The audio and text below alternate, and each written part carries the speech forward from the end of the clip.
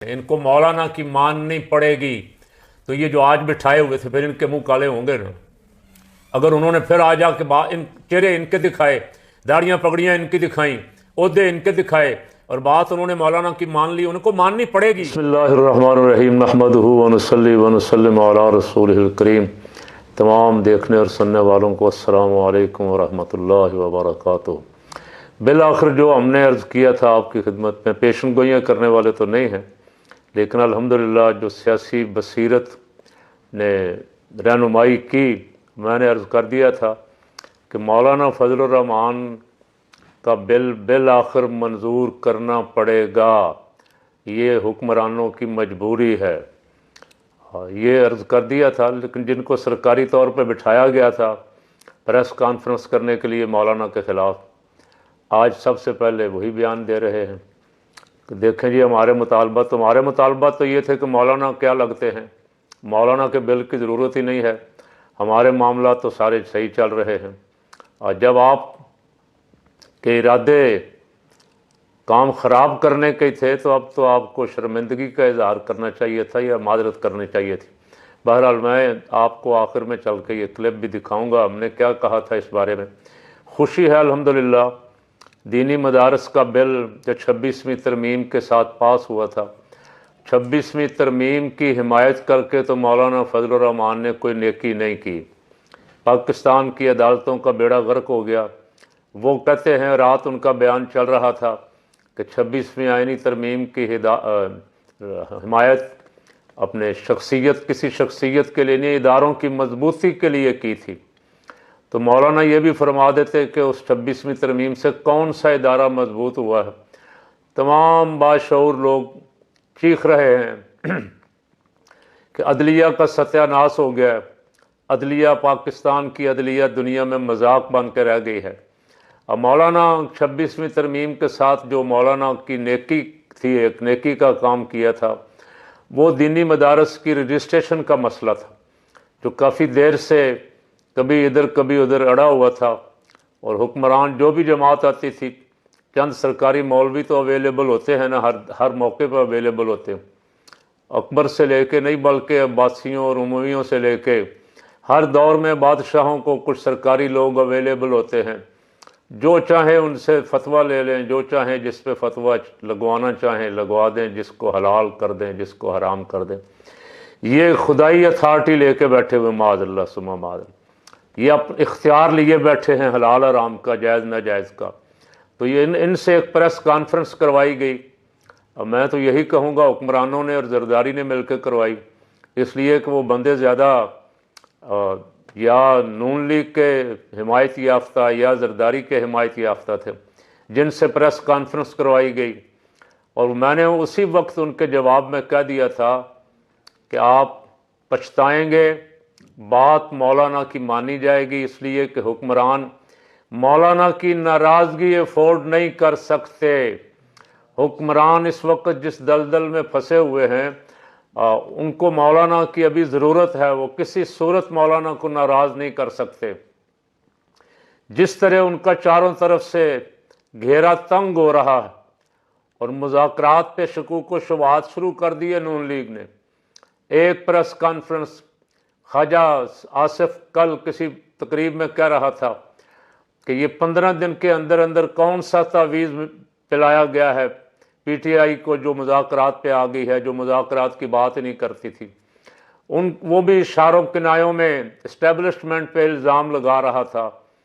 अभी मुसद्दक मलक, हनीफ अब्बासी, अता तारर और अहसन इकबाल वगैरह 9 मई के वाक़यात का जिक्र कर कर के सहूलतकारों को जब तक सज़ा नहीं मिलेगी हम छोड़ेंगे नहीं, हम किसी सूरत चैन से बैठेंगे नहीं। तो सहूलतकारों का नाम भी ले लें। सहूलतकार जिनको आप सहूलतकार कहते हैं, आप तो नाम नहीं लेंगे, मैं ले देता हूँ। वो तो पहले ही अंदर हैं, इमरान खान अंदर, शाह महमूद कुरैशी अंदर, चौधरी एजाज अंदर, डॉक्टर यास्मीन राशिद अंदर, महमूदुर रशीद अंदर, और उनके बड़े बड़े लीडर तो पहले ही सारे पाबंदे सलासिल हैं।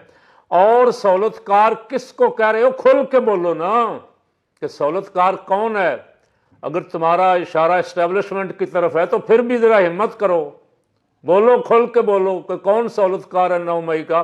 9 مئی والے بہت ساروں کو تو سزائیں ہو گئیں، اور جو چند ایک ہیں وہ اندر ہیں، جو اس وقت نہ لاہور میں تھے نہ، اچھا ایک خان تو جیل میں تھا جس دن یہ ہوا، اور شاہ محمود قریشی کراچی میں تھے۔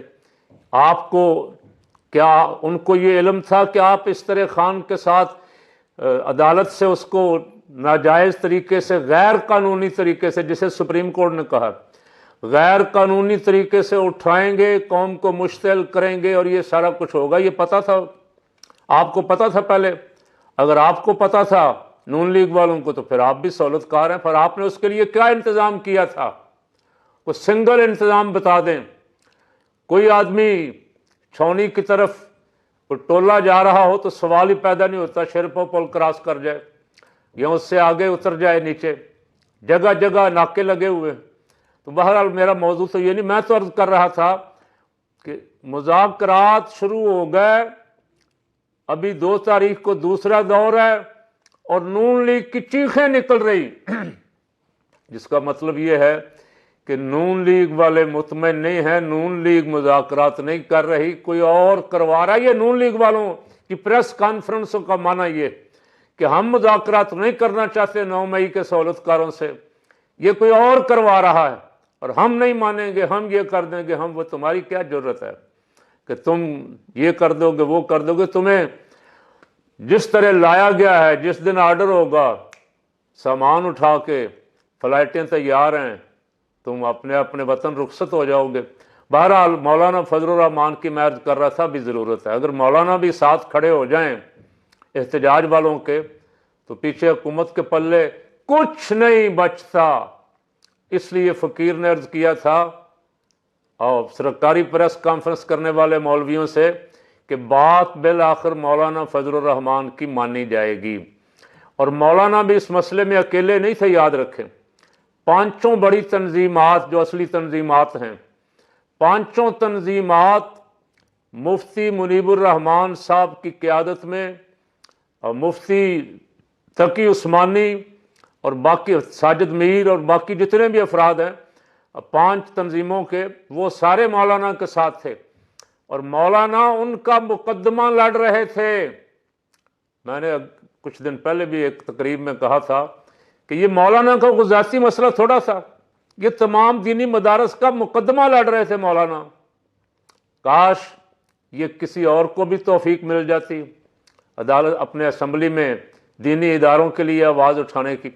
دینی اداروں سے تکلیف کس کس کو ہے؟ وہ آپ سب ننگے ہو چکے ہیں، بے نقاب ہو چکے ہیں۔ آپ نے دیکھ لیا 26ویں آئینی ترمیم کے ساتھ مدارس کا بل بھی پاس ہو گیا، قومی اسمبلی سے، سینٹ سے، زرداری صاحب نے روک لیا۔ باقی اسی دن 26 کو، آج اسی دن راتوں رات جس دن ترمیم پاس ہوئی، صبح جا کے فجر کی نماز کے ٹائم، اسی ٹائم زرداری صاحب نے اس پہ دستخط کیے، اور اسی وقت وہ قانون بن کے سپریم کورٹ میں پہنچ گئی، اور دینی مدارس کے بل پہ صدر صاحب نے اسے روک لیا۔ 12-13 دن بعد جا کے اعتراض لگا کے واپس کر دیا۔ تو اس سے پھر ملک میں ہنگامہ کھڑا ہوا، کچھ لوگ سرکار کے ساتھ کھڑے ہو گئے، نون لیگ اور زرداری کے ساتھ، اور جو آزاد مدارس تھے جن کے ساتھ پہلے بھی کئی میٹنگیں ہو چکی تھیں، اور میٹنگیں کیا تھیں؟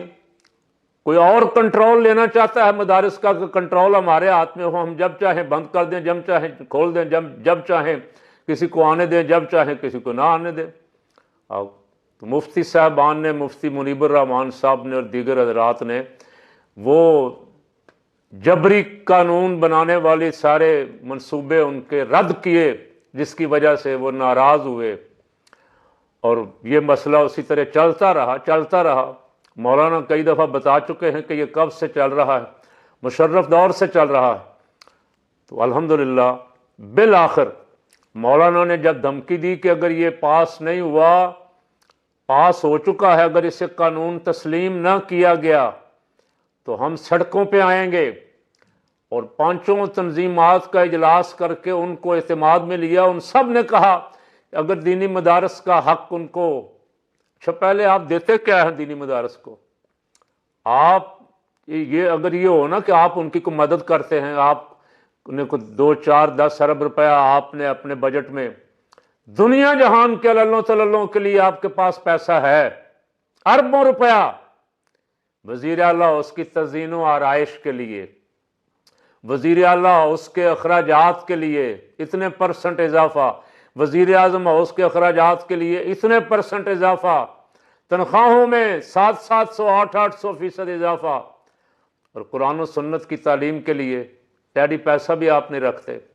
پھر پابندیاں بھی لگانا چاہتے ہیں کہ وہ اپنے مدد آپ کے تحت مدرسے چلا رہے ہیں. مخیر حضرات اللہ ان کو جزا دے جو دینی اداروں کی خدمت کرتے ہیں، قرآن و سنت کی تعلیم کے لیے اپنا حصہ ڈالتے، ان کو روکنے کے لیے، ڈرانے کے لیے کوئی نہ کوئی نئے سے نیا قانون آئے دن. تو مولانا اور دینی مدارس کی تنظیمیں اس پہ الحمدللہ ایک تھیں، اور انہوں نے مل کے اپنا مطالبہ بالآخر منوا لیا ہے. مولانا فضل الرحمان کی اس کاوش پہ ان کو مبارک، اور دینی مدارس کی تنظیمات جو ان کے ساتھ کھڑی تھی ان کو بھی مبارک. اور جو روکنے والے تھے، جو پریس کانفرنس میں اس دن کہہ رہے تھے کہ ان کا کیا تعلق ہے، ہمیں تو ضرورت ہی نہیں، ہم تو پہلے رجسٹرڈ ہیں، ہمارے مطالبات تو پہلے ہی مانے ہوئے ہیں سارے، ان کو یہ کلپ میں اپنا ایک دکھا دیتا ہوں تھوڑا سا. میں نے کیا کہا تھا اس وقت جب ابھی یہ پاس نہیں ہوا تھا، جب انہوں نے پریس کانفرنس کی تھی، میں نے اسی دن ان کو کہہ دیا تھا. یہ آپ دیکھ لیں. بات بالآخر فقیر کی بات بھی لکھ لیں، ان کو مولانا کی ماننی پڑے گی. تو یہ جو آج بٹھائے ہوئے تھے پھر ان کے منہ کالے ہوں گے نا. اگر انہوں نے پھر آ جا کے ان چہرے ان کے دکھائے، داڑیاں پگڑیاں ان کی دکھائیں، عہدے ان کے دکھائے، اور بات انہوں نے مولانا کی مان لی، ان کو ماننی پڑے گی، تو یہ کدھر جائیں گے؟ کاش یہ ان باتوں پہ غور کر لیا کریں. اللہ کا شکر الحمدللہ، اللہ رب العالمین یہ بڑی دیر سے چھوٹے چھوٹے مسئلے ہیں، اور جو مسئلے حل ہونے چاہیے ان کی طرف کوئی توجہ نہیں. 26ویں ترمیم کرنے کے لیے کس طرح آپ نے دیکھا، بلاول کی اچھل کود دیکھی، دن رات کوئی جا رہا ہے مولانا کے پاس، کوئی آ رہا ہے، کوئی ادھر مل رہا ہے، کوئی ادھر مل رہا ہے. غریب کے مسئلے کے لیے ان کے پاس وقت نہیں، بجلی کے بل کم کرنے کے لیے ان کے پاس وقت نہیں ہے، گیس کی لوڈ شیڈنگ ختم کرنے کے لیے ان کے پاس وقت نہیں ہے، لوگ بچوں کو ناشتہ بنا کے دینے کے قابل بھی نہیں ہے، بیچارے بیٹھے رہتے ہیں مہنگے گیس سلنڈر خرید کے. تو جو اصل مسئلے ہیں، یہ تو مسئلہ حوصلہ افزائی کا تھا. حکومتوں کو پہلے ہی، آپ جس آئین کو مانتے ہیں، جس آئین کی آپ بات کرتے ہیں، اس آئین میں لکھا ہوا پاکستان کے تمام قوانین قرآن و سنت کے تابع ہوں گے. وہ قرآن و سنت پڑھانے والے اداروں کو آپ پھلنے پھولنے نہ دیں، ان کی تعلیم میں رکاوٹیں ڈالیں، ان کی کوئی ہیلپ بھی نہ کریں، ان کی اسناد کو بھی تسلیم نہ کریں. یعنی BA پاس گریجویٹ لڑکا آپ درس نظامی کے فارغ التحصیل کے سامنے بٹھا دیں، آپ کو پتہ لگ جائے گا علم کیا ہے اور بے علمی اور جہالت کیا ہے. جہالت کے لیے تو آپ MA MSc اور ماسٹر ڈگریاں اور PhD، اور جہاں علم ہے سارا علم کہاں ہے؟ مولا کائنات علی المرتضیٰ شیر خدا رضی اللہ تعالیٰ عنہ فرماتے ہیں علم سارا قرآن میں ہے، قرآن تمام علوم کا منبع اور سرچشمہ ہے. الحمدللہ فرماتے ہیں سارے علوم آسمانی کتابوں میں، آسمانی کتابوں کا سارا علم قرآن میں، اور قرآن کا سارا علم فاتحہ شریف میں، اور فاتحہ شریف کا سارا علم بسم اللہ الرحمن الرحیم میں. اور فرماتے ہیں اگر بسم اللہ کے با کے نقطے کی تفسیر لکھوں تو 70 اونٹ اٹھانے سے قاصر آ جائیں. تو علم تو سارا ادھر ہے جہاں آپ پابندیاں لگا طرح طرح کی رکاوٹیں ڈال رہے. تو الحمدللہ میں اللہ کا شکر کرتا ہوں، دینی مدارس کے محتممین کو، طلباء کو، معاونین کو، سب کو مبارکباد دیتا ہوں کہ یہ کافی دیر سے لا ینحل مسئلے جو تھے وہ حل ہوئے ہیں، اور دینی مدارس کو اکاؤنٹ کھلوانے کی اجازت بھی ملے گی، اپنا آڈٹ کروا کے دینے کی اجازت بھی ملے گی، رجسٹریشن بھی ان کی دیگر सोसाइटीज़ एक्ट रजिस्ट्रेशन के तहत जिस तरह दीगर तंजीमों की रजिस्ट्रेशन होती है, रफ़ाई, समाजी, इसी तरह उनकी भी रजिस्ट्रेशन होगी और उन्हें भी तस्लीम किया जाएगा कि ये भी रफ़ाई और समाजी खदमात भी सर अंजाम दे रहे हैं। लाखों बच्चों को जो बेचारे तालीम हासिल नहीं कर सकते फ़ी सबीलिल्लाह पढ़ा रहे हैं और उनके खाने पीने का, रिहाइश का, लिबास का सब इंतज़ाम कर रहे हैं। अल्लाह ताला इन मदारस को आबाद रखे। ये पाकिस्तान की नज़रियाती सरहदों के, जोग्राफियाई सरहदों के कले हैं। इनसे जो नौजवान निकलते हैं वो पाकिस्तान के साथ मुखलिस हैं। उनको दुनिया की कोई सियासी पार्टी, कोई ताकत पाकिस्तान की मोहब्बत से इधर उधर नहीं हटा सकती, इसलिए कि वो जानते हैं वतन की मोहब्बत ईमान का हिस्सा है। अल्लाह करीम जिस ने भी इस सोसाइटी एक्ट रजिस्ट्रेशन के लिए जो कोशिश की है उनको जज़ाए खैर अता फरमाए।